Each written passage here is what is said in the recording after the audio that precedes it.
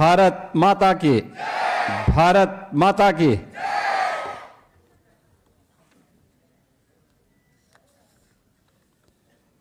उत्तर प्रदेश के अंतर्राष्ट्रीय पदक विजेता खिलाड़ियों के सम्मान के लिए आयोजित आज के समारोह में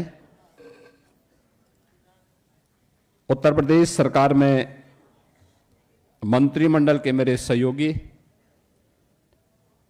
खेल और युवा कल्याण विभाग के मंत्री श्री गिरीश चंद्र यादव जी, लखनऊ की महापौर श्रीमती सुषमा खड़गवाल जी, विधान परिषद के माननीय सदस्य डॉक्टर महेंद्र सिंह जी, माननीय विधायक श्रीमती जयदेवी जी, डॉक्टर राजेश्वर सिंह जी, विधान परिषद के माननीय सदस्यगण इंजीनियर अवनीश कुमार सिंह जी, श्री लालजी प्रसाद निर्मल जी, अपर मुख्य सचिव गृह श्री संजय प्रसाद जी, प्रदेश के पुलिस महानिदेशक श्री राजीव कृष्ण जी, सचिव खेल श्री सुहास एलवाई जी, आज के इस समारोह में उपस्थित खेल विभाग के हमारे सभी अधिकारीगण, प्रदेश भर की वे प्रतिभाएं जिन्होंने राष्ट्रीय और अंतर्राष्ट्रीय स्तर पर भारत के गौरव को बढ़ाने का कार्य किया है, आज इस समारोह में यहां पर उपस्थित हुए हैं। मैं सबसे पहले आप सभी देश की इन प्रतिभाशाली खेल विभूतियों का उत्तर प्रदेश सरकार की ओर से और उत्तर प्रदेश की जनता की ओर से हृदय से स्वागत करता हूं। आप सभी का मैं अभिनंदन करता हूं। वासंतीय नवरात्रि के अवसर पर उत्तर प्रदेश सरकार ने यह सम्मान समारोह आयोजित किया है, जिसमें आज यहां पर अंतर्राष्ट्रीय पदक विजेता खिलाड़ियों को उनकी नियुक्ति पत्र वितरण के कार्यक्रम संपन्न हो रहे हैं। वीरवर लक्ष्मण और रानी लक्ष्मीबाई पुरस्कार, जिन्होंने खेल के क्षेत्र में उत्कृष्टतम प्रदर्शन से प्रदेश के गौरव को बढ़ाया है, उन खिलाड़ियों को यहां पे आज सम्मानित किया जा रहा है। मैं इस अवसर पर जिन खिलाड़ियों को अभी मंच पर मुझे सम्मानित करने का अवसर प्राप्त हुआ, जो खिलाड़ी इस पूरे समारोह का हिस्सा बने हुए हैं, आप सभी को इस नियुक्ति पत्र प्राप्त होने, वीरवर लक्ष्मण और रानी लक्ष्मीबाई पुरस्कार प्राप्त होने के अवसर पर मैं आप सबको प्रदेश शासन की ओर से और उत्तर प्रदेश की जनता जनार्दन की ओर से भी हृदय से बधाई देता हूं। आप सब जानते हैं कि अंतर्राष्ट्रीय प्रतियोगिताओं में पदक विजेता खिलाड़ियों के साथ ही यहां पर हम लोगों ने जो एक कार्यक्रम यहां पे आज आयोजित किया है, वीरवर लक्ष्मण की जब हम चर्चा करते हैं तो लक्ष्मण जी समर्पण के, कर्तव्य निष्ठा के और अनुशासन के प्रतीक हैं। उत्तर प्रदेश के पुरुष खिलाड़ियों को जिन्होंने राष्ट्रीय और अंतर्राष्ट्रीय स्तर पर कुछ विशिष्ट योगदान किया है, ऐसे खिलाड़ियों को वीरवर लक्ष्मण के नाम पर यह पुरस्कार दिया जाता है और उन खिलाड़ियों को आज अभी मंच पर मुझे सम्मान देने का अवसर प्राप्त हुआ है। मैं इस अवसर पर उन सभी खिलाड़ियों को हृदय से बधाई और मेरी शुभकामनाएं। रानी लक्ष्मीबाई पुरस्कार, यह नारी गरिमा, नारी स्वावलंबन और नारी के तेज का प्रतीक है। 1857 के प्रथम स्वातंत्र समर में उन्होंने झांसी को पराधीनता से मुक्त कराने में सफलता प्राप्त की थी। रानी लक्ष्मीबाई की उम्र उस समय मात्र 26 वर्ष की थी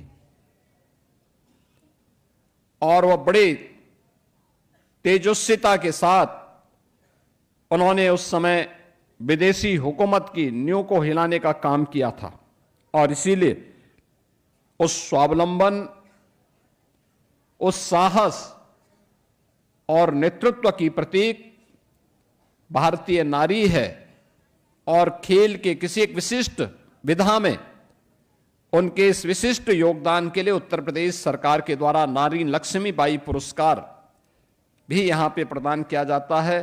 और मैं उन सभी वीर नारियों को जिन्होंने प्रदेश के लिए, देश के लिए इस उस विशिष्ट खेल प्रतिस्पर्धा में एक विशिष्ट सम्मान दिलाया है, आज रानी लक्ष्मीबाई पुरस्कार भी उन्हें यहां पे सम्मानित किया जा रहा है। मैं इस बात को हमेशा मानता हूं, ये वैसे भी वासंतीय नवरात्रि है, हमारे यहां वर्ष में 2 बार हम नवरात्रि के आयोजन के साथ जुड़ते हैं।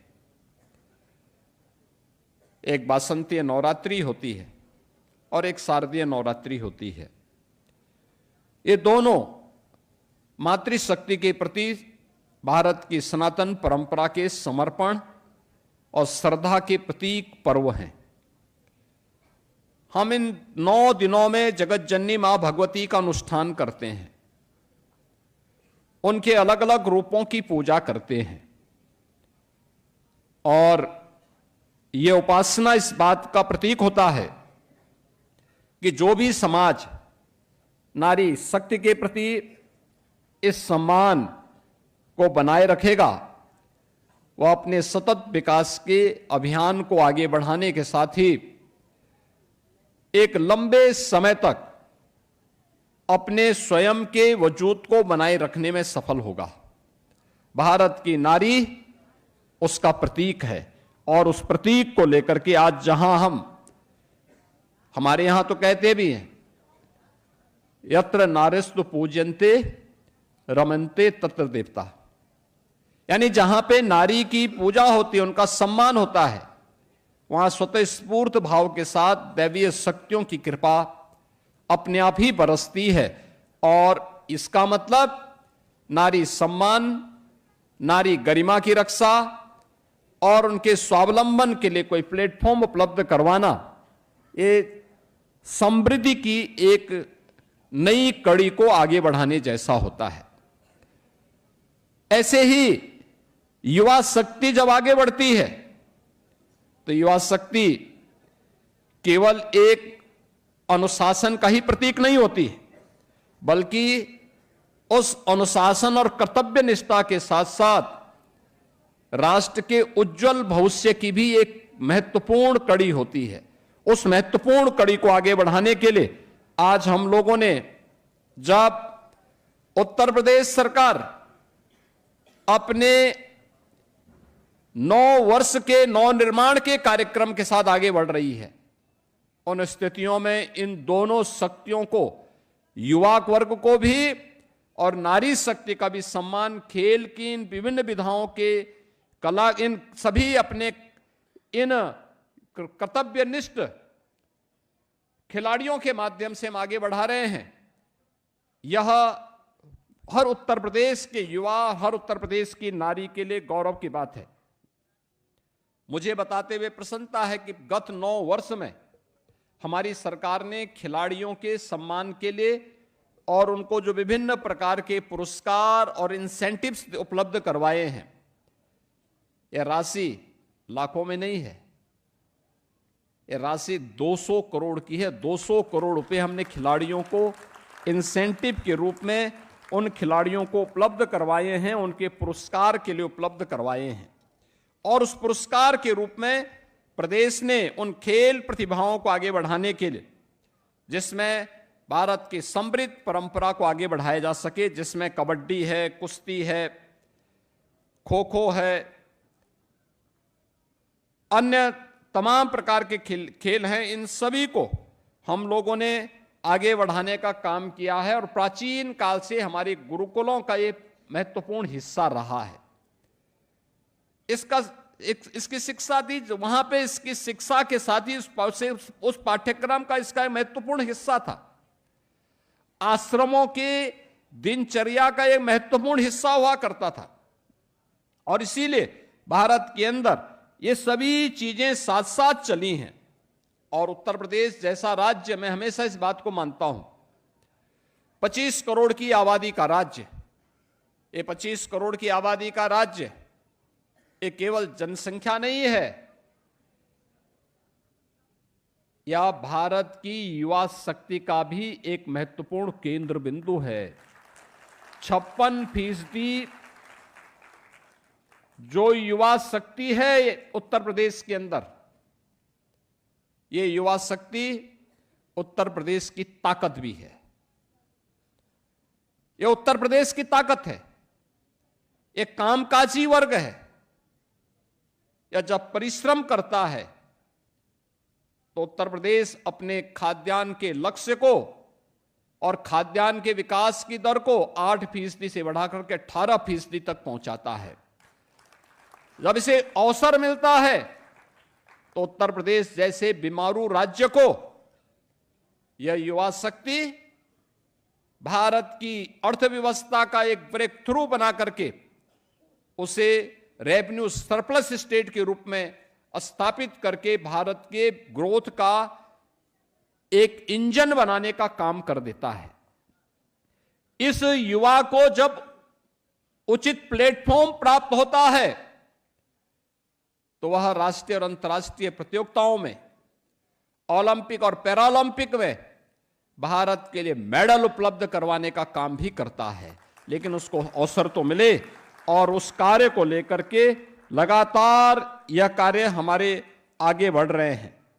आज मुझे इस बारे में बताते हुए प्रसन्नता की अनुभूति हो रही है कि भारत ने प्राचीन काल से जिन खेलों को आगे बढ़ाने का काम किया है, उस दिशा से आज प्रदेश सरकार ने आदरणीय प्रधानमंत्री जी के उन सभी अभियानों को अंगीकार करते हुए, याद करिए 2014 में देश के प्रधानमंत्री पद की शपथ लेने के उपरांत प्रधानमंत्री जी ने देश के अंदर एक नई खेल संस्कृति को बढ़ावा दिया। खेलो इंडिया खेलो या फिट इंडिया मूवमेंट से आगे बढ़ा करके फिर गांव-गांव में इस प्रकार की स्थितियां पैदा हों। पहले सांसद खेलकूद प्रतियोगिता आगे बढ़ी। राज्य सरकार ने 2017 के बाद विधायक खेलकूद प्रतियोगिताओं के साथ उससे जोड़ा। फिर यही कार्यक्रम आगे बढ़े। आज हर गांव में खेलो इंडिया, हर ब्लॉक स्तर पर खेलो इंडिया के केंद्र स्थापित हो रहे हैं। राज्य सरकार ने ग्रामीण लीग की खेल की नई परंपरा को आगे बढ़ाया। परिणाम है जो यहां पे सुश्री सिमरन कह रही थी कि गांवों में खेल के मैदान आज दिखाई देते हैं। एक खेल के मैदान ये किसी उम्र के लिए नहीं, हर उम्र का व्यक्ति वहां जाकर के मॉर्निंग वॉक कर सकता है, सामान्य रूप से वहां खेलकूद की गतिविधियों का हिस्सा बन सकता है, उसके माध्यम से देख करके भी मनोरंजन भी कर सकता है और उन प्रतियोगिताओं के माध्यम से आगे बढ़ाने का कार्य करते हुए अपनी युवा पीढ़ी को अनुशासित और कर्तव्यनिष्ठ बना करके भारत के विकास में अपना योगदान दे सकता है। हर गांव में खेल का मैदान हो। आज गांव पंचायत के लिए जो धनराशि हम उपलब्ध करवाते हैं, उसके जो प्रायोरिटी तय होते हैं, उनमें खेल का मैदान और ओपन जिम का निर्माण भी उनके लिए तय होता है कि आपके गांव में नहीं है तो ये आपको बनाना पड़ेगा। बजट में हम लोगों ने व्यवस्था की कि बजट में हर विकास खंड स्तर पर एक मिनी स्टेडियम का निर्माण होना चाहिए।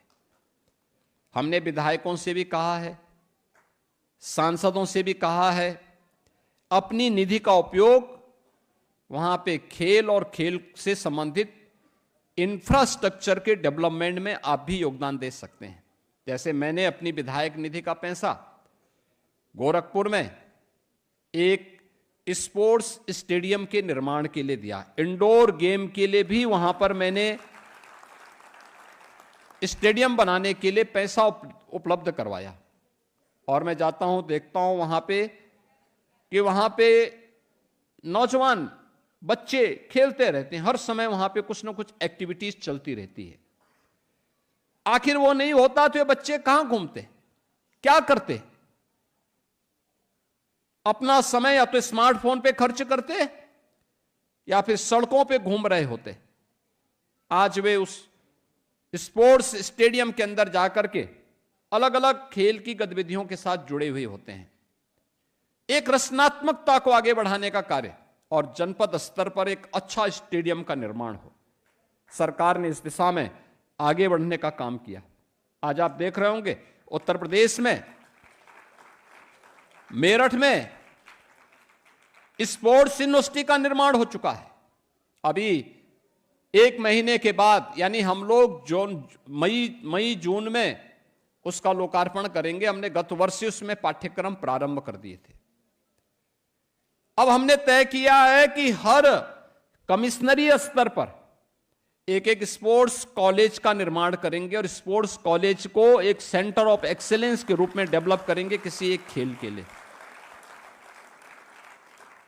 किसी एक खेल के लिए वहां पर उसको सेंटर ऑफ एक्सीलेंस के लिए अभी से वह कार्रवाई हमारी प्रारंभ होगी, जिससे अभी से हम तराश सकेंगे 2030 का कॉमनवेल्थ गेम्स। जब कॉमनवेल्थ गेम्स अपने 100वें संस्करण शताब्दी संस्करण में आयोजन अहमदाबाद में कर रहा होगा, तब उत्तर प्रदेश का खिलाड़ी देश को लीड कर रहा होगा।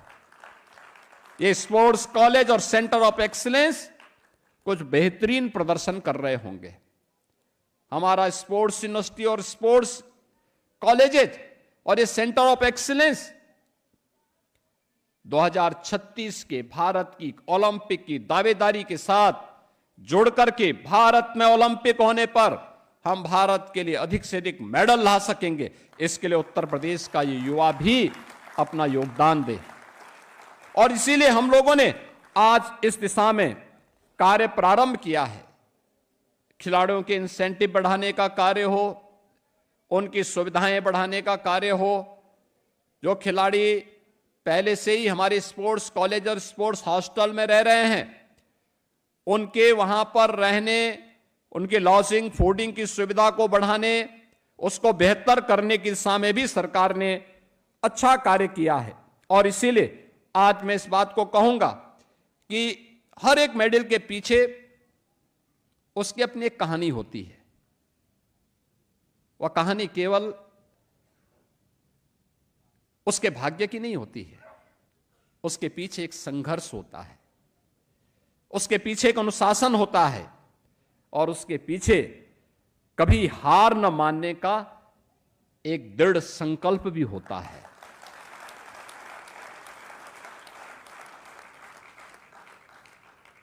हमें याद रखना होगा, टैलेंट शुरुआत देता है, लेकिन आपकी मेहनत उसे लक्ष्य तक पहुंचाती है। लक्ष्य तक पहुंचती जब आप मेहनत करते हैं, आपका परिश्रम उसे वहां तक पहुंचाता है। और हम इस बात को मानते हैं, जितना पसीना बहेगा उतनी ही जीत आपके निकट आएगी। खेल हमें गिरना, उठना और फिर जीतना सिखाता है। जो गिरेगा वही उठेगा और जो उठेगा वही जीतेगा।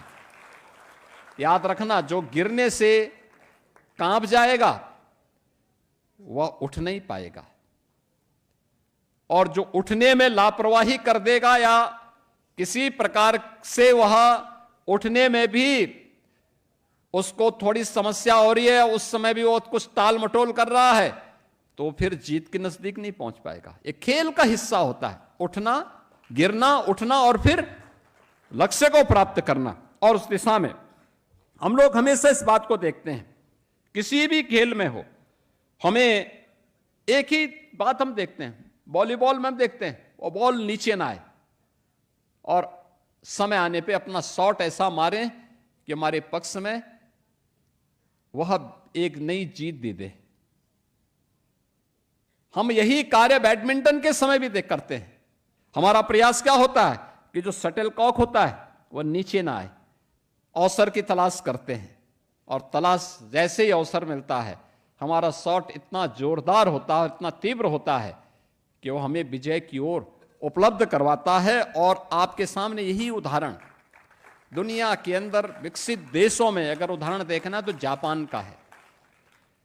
वहां पे दो चीजें अक्सर हम देखते हैं, एक जापान की काइजेन, यानी काइजेन का मतलब निरंतर सुधार, और दूसरा उनका शब्द होता है मोनोजुक्री। मोनोजुक्री का मतलब उत्कृष्ट निर्माण कला, यानी निरंतर सुधार, हर एक कार्य में कुछ ना कुछ सुधार की गुंजाइश होती है, कुछ ना कुछ अच्छा करने की गुंजाइश होती है। याद रखना, आज हम जो भी हैं उसमें और अच्छा क्या हो सकता है, हमें उस दिशा में प्रयास करना चाहिए, निरंतर हमारा दिमाग उसके लिए चलायमान होना चाहिए। दूसरा, उत्कृष्ट निर्माण कला, हमने जो किया है उसको और अच्छा करने के लिए क्या हो सकता है। यह जो काइजेन और मोनोजुक्री दो शब्द हैं, ये शब्द नहीं, ये जीवन की अवधारणा है, जो जीवन को हमें उस लक्ष्य तक पहुंचाने में, जो जीवन के बारे में हम सब की सोच होती है, उस सोच को प्राप्त करने की एक नई कार्यशैली का हिस्सा होता है। और यही तो भारतीय ऋषि ने भी हम सब के लिए कहा। उन्होंने क्या कहा, योगः कर्मसु कौशलम, यानी योग क्या है, कर्म में कुशलता। आपके द्वारा किए जाने वाली हर कार्य में कुछ न कुछ कुशलता ही वह योग है, और वह योग ही आपके संजोग को आगे बढ़ाने में मदद करेगी। और इसलिए हम सबको निरंतर अपने हर एक खेल की गतिविधि में सुधार करना, और सुधार करने के लिए प्रयास करना, और कहां पे हमारी चूक हुई है और कहां पे हमने अच्छा किया है, इनके बीच में संतुलन बनाते हुए इसको और बेहतरीन करने की दिशा में जो भी हमारे द्वारा प्रयास होता है, वह हमारे खेल को और उत्कृष्टता की नई ऊंचाई तक पहुंचाने में योगदान देता था। और आज जब हम यहां पर बैठे हुए तो मुझे यह बोलने में कोई संकोच नहीं। एक समय था, खिलाड़ी में प्रतिभा थी लेकिन प्लेटफॉर्म नहीं था, न खेल के मैदान थे, खेल के मैदानों पर भूमाफियाओं ने कब्जा कर लिया था। सरकार का बजट का पैसा ये भ्रष्टाचार की भेड़ चढ़ता था। खेल तो उपेक्षित क्षेत्र था। देश के अंदर खेल 2014 में गवर्नमेंट के एजेंडे का हिस्सा बना, अन्यथा उससे पहले उपेक्षित था। प्रदेश में 2017 के बाद खेल के बारे में कुछ सोचा जाए और खेल के बारे में कुछ बजट दिया जाए। आज हमारा बजट खेल में कई गुना बढ़ा है और हम लोगों ने पर्याप्त मात्रा में बजट दिया है। पहले बजट नहीं होता था, अब हम बजट इतना देते हैं कि विभाग उसको खर्च नहीं कर पाता है। मुझे बार बार बोलना पड़ता है कि भाई ये बेहतरीन सुविधा खिलाड़ियों को उपलब्ध कराओ, खर्च करो इसको समय पे, आगे बढ़ाओ, अच्छे खिलाड़ियों को रखो, पुराने खिलाड़ियों को कोचेज के रूप में रखो, उन्हें उनकी अनुभव का लाभ वर्तमान पीढ़ी को देने के लिए उपलब्ध कराओ। और लगातार इसमें आज कार्य हो रहा है। आज हम लोगों ने प्रदेश में अवसर भी है, संसाधन भी है और प्रतिभा भी है। खेल इंफ्रास्ट्रक्चर और खेल की सुविधाओं को हम लोगों ने बेहतरीन करने का काम किया है, और उस दिशा में सरकार के स्तर पर ये जो प्रयास किया जा रहा है, आज उसी का परिणाम है। हम लोगों ने अब खेल और खिलाड़ियों के लिए भी उस प्रकार की सुविधाएं दी है। आपने देखा होगा, ओलंपिक में जीतने वाले खिलाड़ी को एकल गेम में हम गोल्ड मेडल में 6 करोड़ रुपए की सहायता उसे उपलब्ध करवाते हैं। सिल्वर में 4 करोड़ की राशि उपलब्ध करवाते हैं, और ब्रॉन्ज में 2 करोड़ की राशि राज्य सरकार अपने स्तर पर उसे उपलब्ध करवाने का काम करती है। इसी तरह Asian, Commonwealth, world championship, safe games में भी राज्य सरकार के स्तर पर सहायता उपलब्ध करवाने का कार्य होता है। वीरवर लक्ष्मण पुरस्कार और रानी लक्ष्मीबाई पुरस्कार से भी खिलाड़ियों को सम्मानित करने का काम होता है और उन खिलाड़ियों को और प्रोत्साहित करने के लिए सरकार पूरी प्रतिबद्धता के साथ कार्य कर रही है। हमारा एकलव्य क्रीड़ा कोष उस सहायता को आगे बढ़ाने में मदद करता है और उत्तर प्रदेश देश का पहला राज्य है जिसने सरकारी सेवाओं में खिलाड़ियों को नौकरी में प्राथमिकता दी है। प्राथमिकता, अब तक हम लोग 500 से अधिक खिलाड़ियों को पुलिस के अलग अलग पदों पर नियुक्ति पत्र उपलब्ध करवा चुके हैं और इनको उपलब्ध करवाने की दिशा में सरकार ने जो प्रयास प्रारंभ किया है, आज उसी श्रृंखला में आपने देखा होगा कि हमने पहले यहां डिप्टी एसपी के रूप में ललित उपाध्याय को, जिन्होंने 2020 के भारत के ओलंपिक टीम में हॉकी टीम के साथ मिलकर के भारत के लिए मेडल उपलब्ध करवाया था, उन्हें डिप्टी एसपी का पद दिया था और आज मुझे बताते हुए प्रसन्नता है राजकुमार पाल को भी आज डिप्टी एसपी के रूप में उत्तर प्रदेश पुलिस में हम लोगों ने यह नियुक्ति पत्र उपलब्ध करवाया है। प्रवीण कुमार पैरा एथलेटिक्स से हैं, इन्हें भी डिप्टी एसपी के रूप में आज यह नियुक्ति पत्र उपलब्ध कराया गया है। राजकुमार पाल गाजीपुर के रहने वाले हैं, प्रवीण कुमार जनपद गौतम बुद्ध नगर के हैं। अजीत सिंह इटावा से हैं, पैरा एथलेटिक्स हैं, इन्हें जिला पंचायत राज अधिकारी के रूप में नियुक्ति पत्र दिया गया है। सुश्री सिमरन, ये पैरा एथलेटिक्स है, इन्हें जिला पंचायत राज अधिकारी के रूप में नियुक्ति पत्र दिया गया है। और सुश्री प्रीतिपाल, ये पैरा एथलेटिक्स है, ये बीडीओ के रूप में, ब्लॉक डेवलपमेंट ऑफिसर के रूप में इन्हें नियुक्ति पत्र उपलब्ध करवाया गया है। रिंकू सिंह, वे एशियन गेम्स में इनके लिए, इन्हें क्रिकेट में इन्हें क्षेत्रीय क्रीड़ाधिकारी के रूप में नियुक्ति पत्र इनके लिए रखा गया। वो पहले से ही किसी कैंप का हिस्सा हैं, इसलिए वहां गए हैं, लेकिन ये सभी कार्यक्रम आज ये इन खिलाड़ियों को और भी अपने तमाम खिलाड़ियों को ये नियुक्ति पत्र यहां उपलब्ध करवाए गए हैं। आज यहां पर हमने वीरवर लक्ष्मण और रानी लक्ष्मीबाई पुरस्कार भी यहां पे उपलब्ध किया है। हॉकी के लिए उत्तम सिंह को, जिम्नास्टिक के लिए अभिजीत कुमार को, कुश्ती के लिए श्री जोंटी कुमार को।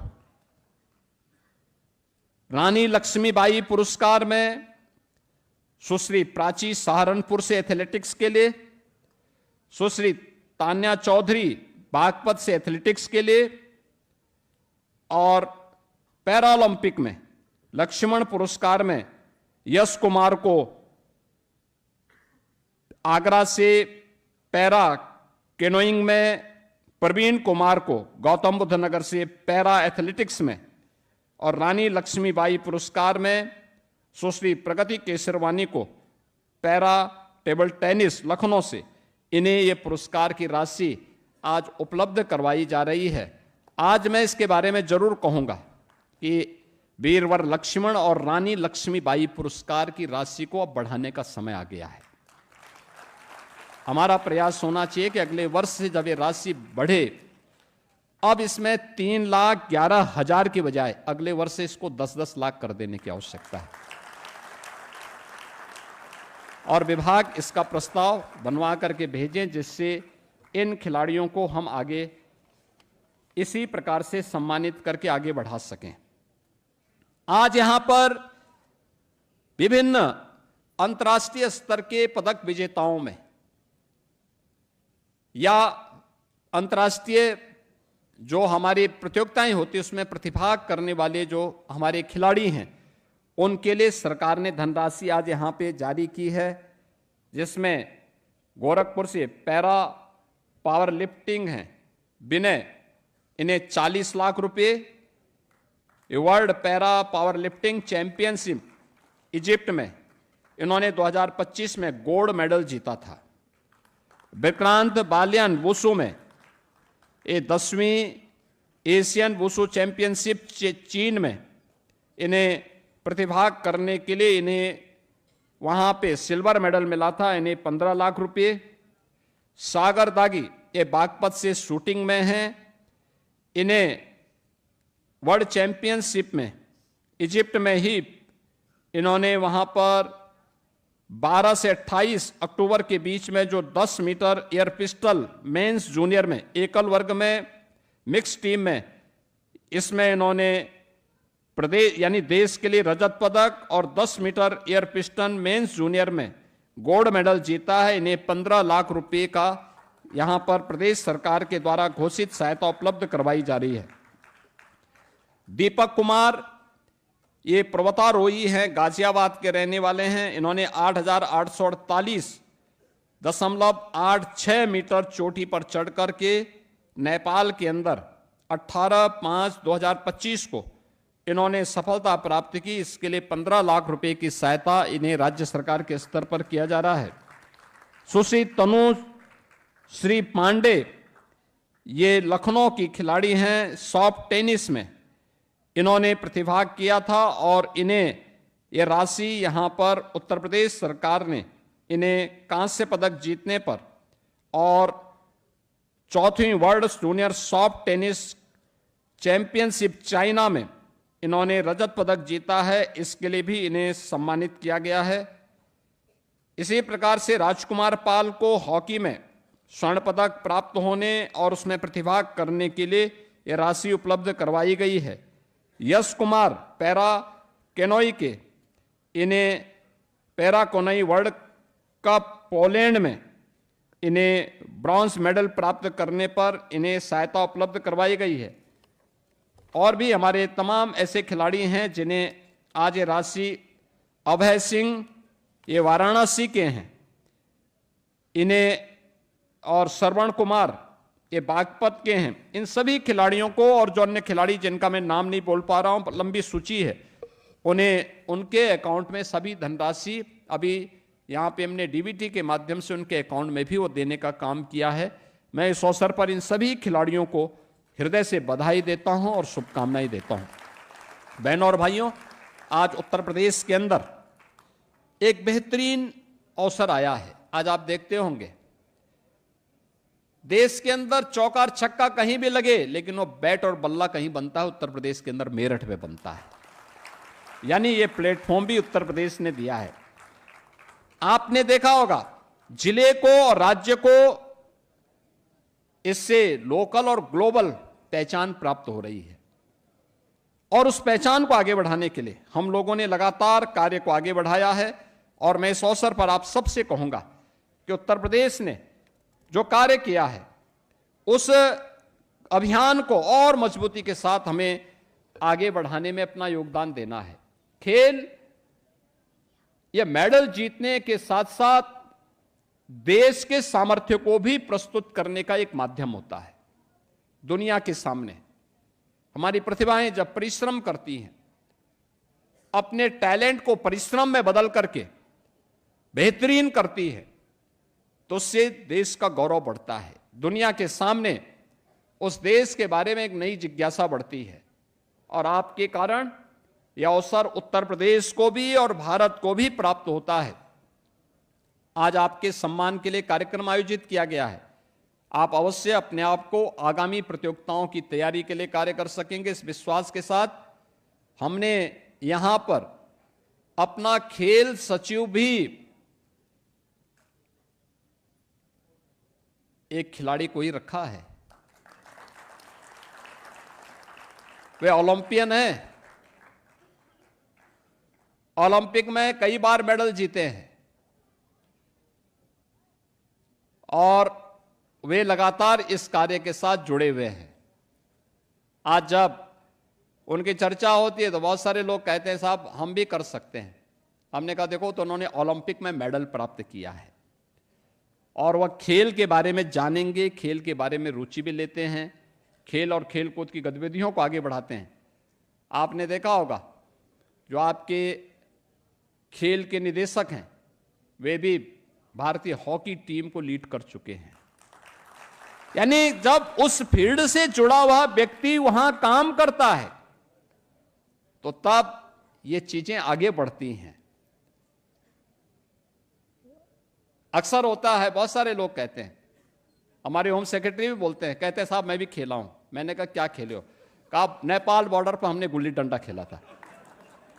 तो हमने कहा भी आप गुल्ली डंडा नेपाल की तरफ फेंक दे तो इंटरनेशनल नहीं हो जाता है। इंटरनेशनल खिलाड़ी जब किसी इंटरनेशनल प्रतियोगिता का पार्ट बनता है तब इंटरनेशनल होता है और मेडल जीतता है उसके लिए। और उस दिशा में हम सबको मिलकर के काम करना होगा। मैं आपको इस बात के लिए आश्वस्त करता हूं, आप सभी खिलाड़ी मिलकर के काम करें, आगे बढ़े, अनुशासित दिनचर्या का हिस्सा बना करके परिश्रम की पराकाष्ठा पे चढ़ करके खूब देश के लिए मेडल जीतिए। राज्य सरकार आपको पूरा सपोर्ट करेगी, हर प्रकार का समर्थन करेगी। जिस भी स्तर पर सहयोग की आवश्यकता पड़ेगी, राज्य सरकार का पूरा सहयोग और समर्थन आप सबके प्रति होगा। आप सबके प्रति मेरी मंगलमय शुभकामनाएं हैं। आप सबको मैं बसंती नवरात्रि और रामनवमी की भी अग्रिम मंगलमय शुभकामनाएं देता हूं। धन्यवाद। जय हिंद।